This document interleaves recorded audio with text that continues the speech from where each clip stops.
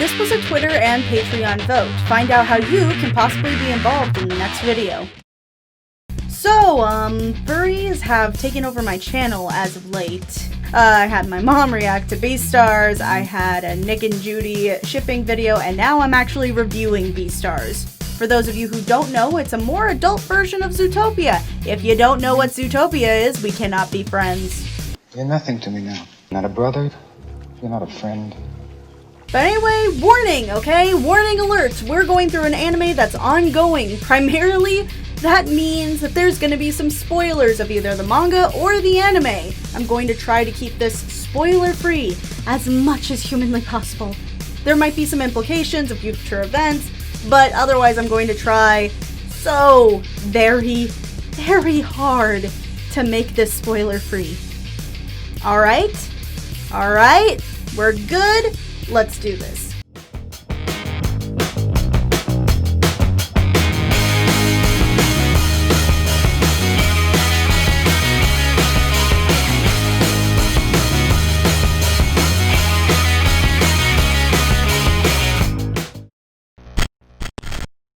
Special thanks to our patrons on Patreon, ChronoCast9, Transformer Brett, and D Birch1.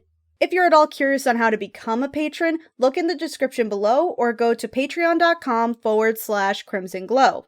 We have benefits like early access to videos, custom icons, Patreon-only polls and content, and so much more. Don't forget to like, comment, subscribe, and press that little bell icon in the corner there. Now it's time for our regular scheduled programming. Beastars is a furry anime based on the ongoing manga series of the same name created by Haru Itagaki. It takes place in a universe where all animals are anthropomorphized, and it seems that there's a lot of segregation between predators and prey. This series is specifically about a wolf named Legoshi who's honestly just trying to live his life because he just found out he has a crush on a dwarf rabbit named Haru and Despite how simple the premise might seem, it's a lot of world building, racial tension, complicated politics, and all the different twists and turns that actually make this anime way more interesting. I mean, the very first scene that we see is an alpaca getting murdered by a mystery predator, instantly giving you a feeling of what world we're going to be stepping into with a scene of fear. This is a big plot point that we don't actually get to solve in our first season because this isn't a crime drama, it's a coming-of-age story with Legoshi, and the only reason why we're addressing it at all is because Legoshi was actually a really close friend to this alpaca, and the entire school has been affected by this, due to it being a predator-on-prey crime. That's not familiar. Or close to home. Not at all. This is an innocent video, I swear. This show is primarily focused on Legoshi, Haru, and Lewis, so we're going to be focusing on them today. Just them. No one else. Especially not in the manga. However, if you really want to know what happens in the manga, I highly suggest it.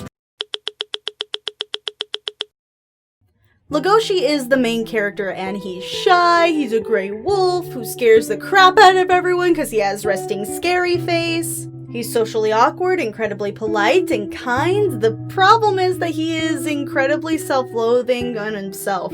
Because of some spoilers that will be explained later in the manga chapters, I'll just say that it's because he's a predator, and nothing else. The long way of explaining how he feels is that it's this harsh beast inside of him that he has to keep repressed due to the fact that he's a carnivore, so he really wants to eat meat.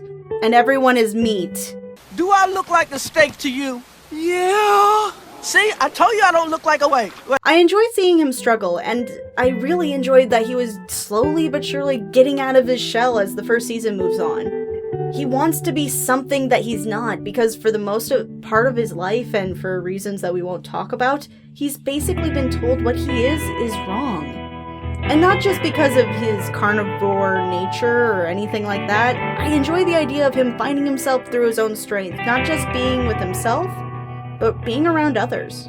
Regardless of whether it's a mentor figure, a peer, or love interest, he is developing not just as his own person, but slowly accepting what he is and who he is. Now let's talk about Lewis, our more princely character. He's cold but professional, a red deer who's just oftentimes taking the leadership role. To be fair, he is also the leadership role in the drama club, so that makes sense. This is also due to a lifetime of struggle and expectation that he wants to always defy all the time. His constant motivation is somewhere between his fear of predators and his almost attraction to them. Lewis is a great example of what happens when you live solely by expectation, allowing these expectations to define you in a way that brings you the only purpose that you're allowed to have. There's this sort of push and pull with the predators throughout the first season of season 1 with Lewis, mostly mirroring that struggle with bisexuality or homosexuality. This does become a plot point later, but with that being said, this is an idea of superiority and expectation that also affects his relationship with other prey animals, such as our next character. Haru, a dwarf rabbit, is actually the opposite of both of our main characters. She's consistently true to herself and almost never taking anyone's shit because of it. She's definitely one of the outcasts of the school, and that's because she uses sex as the ultimate equalizer. Her entire existence almost makes fun of the idea of moe. People around her feel like they must protect her, not only because she's small, but because she's a herbivore. She takes exception to that and makes sure to completely destroy these concepts of needing to be protected by standing up for herself and making it clear that she will fight for everything she is and everything she believes in. I love her character. Despite the fact that many people might think of her as kind of divisive because of her views on sex, I actually find her amazingly independent. She's a character that I feel uses sex in a way that's not just fluff or for the sake of rabbity thickness. Sex, in this case, for her, is just a source of power, and to add to it, it doesn't completely define her. Something that this series does really well is that it makes you believe that the story couldn't really be written in a human setting. There's a lot of items that are specific to this world that you're not really going to find in the same reaction or the same rule. Some of them could be translated. The love triangle isn't solely unique until like the end of season 1, in which case it's very weird. Beastars is a world of anthropomorphic animals where people are divided by carnivores and herbivores. Where omnivores are on this scale, I have no idea. The main cast having a predator and prey companionship, furries being used as an allegory for the audience or the human world, etc., stuff like that. But the thing is that these two make very different approaches. In Zootopia, they try to make it as close to what humans are as humanly possible, evolving from their savage genetic roots due to the civilization of their society. Meanwhile, Beastars use their animal instincts as part of them, no matter how civilized that they are. The writing is more focused on Legoshi's journey as a person trying to accept what he is and his heritage. Something that I myself grew up struggling with as well, and so when I saw Legoshi struggle, it felt real to me. It's a massive slow burn of a show, and it's filled with, slice of life, allegories, and some fun world building, though you can tell that it's just the surface of the entire world. It also answers the important question that I know you're all kind of asking yourself anyway. Where does the meat come from? What are drugs in this world? How does this affect normal life when prey and predators start acting up? Well, I'm not the best athlete.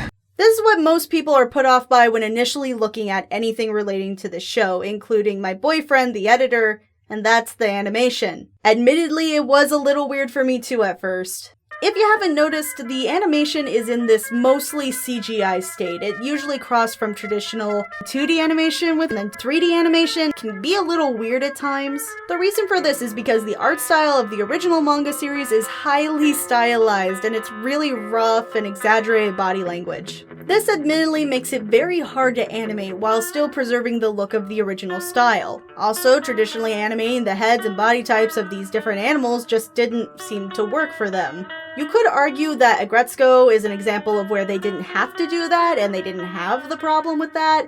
The problem with that, though, is that, well, it's hyper-stylized with the Sanrio style. So it's basically a non-issue at that point. These are more human proportions with tails and animal heads and features that would be really easy to animate in a CGI setting. It makes sense as to why they would choose this style of animation, but honestly, you get used to it. I mean, you get used to it after like the second episode, it's not really that bad. Especially since they managed to mix it really well, kind of in a Treasure Planet style. The difference is that it's mostly CGI and little bits of 2D animation. Overall, Beastars isn't just for furries. If you like Zootopia and you like anime, you're probably going to like this show. The characters are strong on their own and their character arcs are interesting.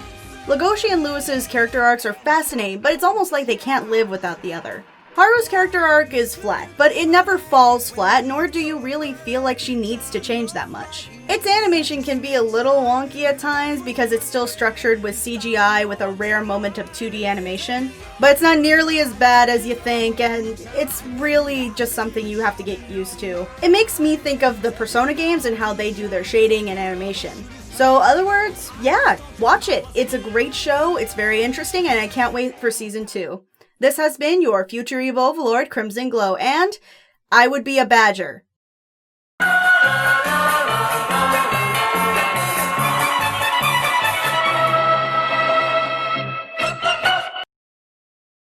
Looks like meat's back on the menu, boys!